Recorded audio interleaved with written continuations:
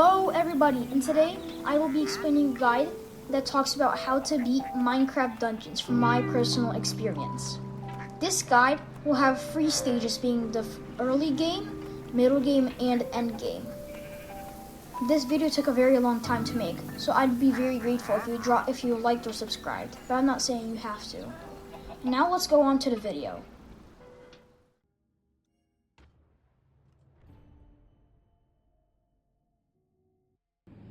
The early stages for people that have never played Minecraft Dungeons or have just started. The best advice for people here are just to continue doing the main storyline. There might be many things you want to try out, like creeper caverns, or extra areas, or the tower. The best thing to do during the early stages is to focus on the main storyline. This gives you the best amount of resources and the easiest way to obtain things such as uniques in the easiest way for you. The second most important thing to do here is also to prioritize getting better items. I know somebody that after in the early stage, they got all the way to the halfway point and they were still wearing something that was level 1. This is not what you want to do. The best way to tell if it has a green arrow next to the level. If the level is higher than your current level, then change it. Also, right now is a good time to pay attention to the extra bonuses that each item gives you. These things will help you in the long run and help you against enemies and specific types of enemies.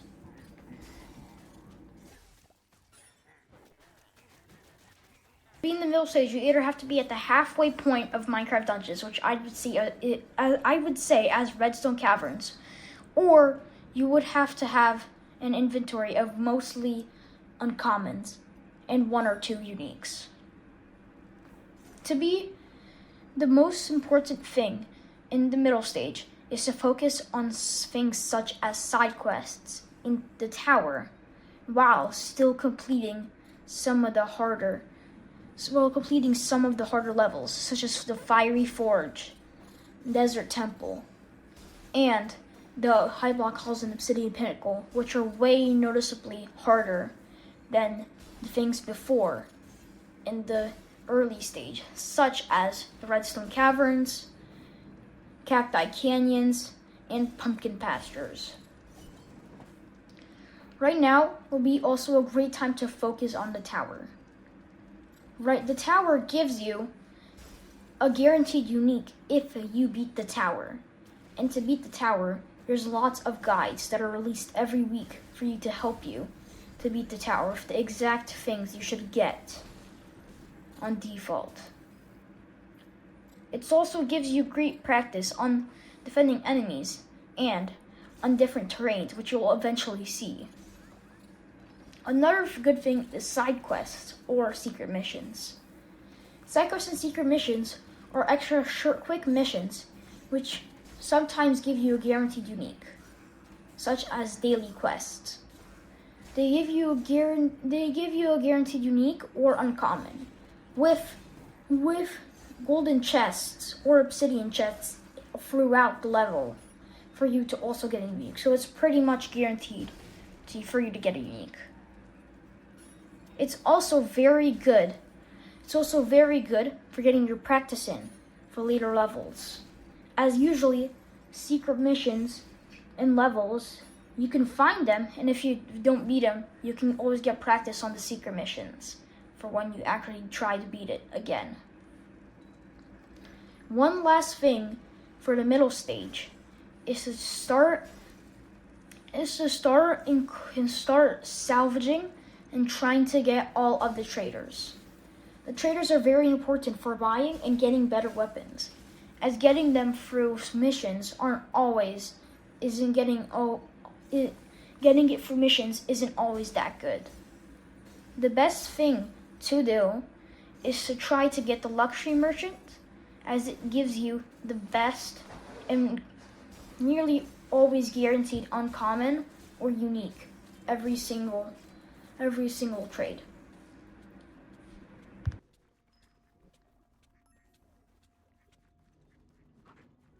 The last stage that everybody goes through, if you've beaten the game, is the end stage, which is if you got a set of full uniques, or if you've beaten the main story.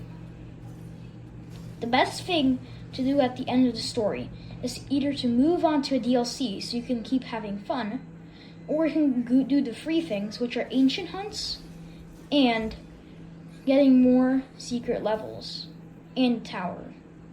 First, we'll start with the DLCs.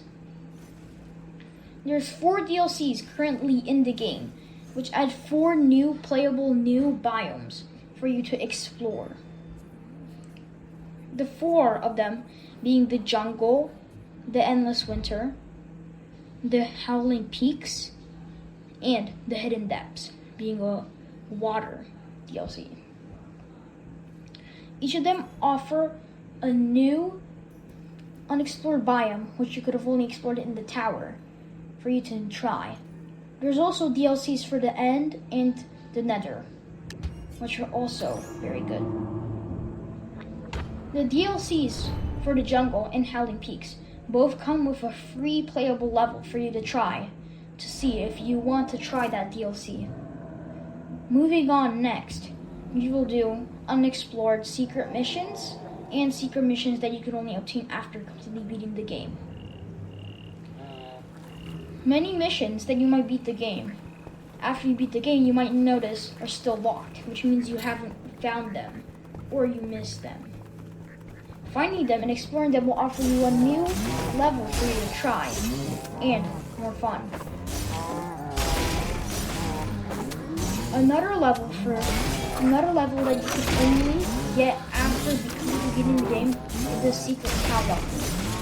You get this from getting all the rings from each of the levels, which makes you be able to traverse and find them on your own. And once you get all of them, you have a cool new level to a completely new biome, which I think is super cool. Moving on after this is Ancient Hunts. Ancient Hunts is a hunt where you hunt for ancients, which are very big ancients that you can unlock items. You have to sacrifice 4 of your items. The artifact, sword, range weapon, and armor. Each of those has a specific 1 or 2 rooms tied to it. So which, when you put them together, there will be at least 1 to 3 different types of ancients that will correspond to those rooms. There's bastions along the way in the Ancient Hunt, taking place mostly in the Nether, which will also do duties to the Nether biome. In it is one of the best ways to get gold, since the only other way to get gold is through the game pass.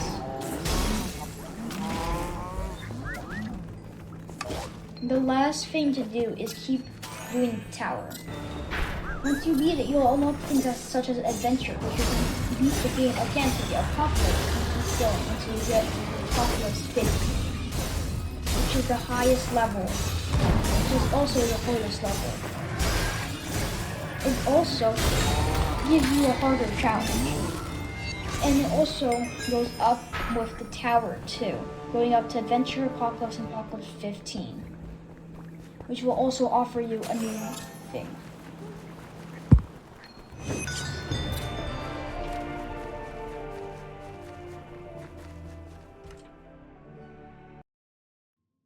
This wraps up my guide on Minecraft Dungeons. If you liked the video, make sure to give a like and subscribe, and I hope to see you soon.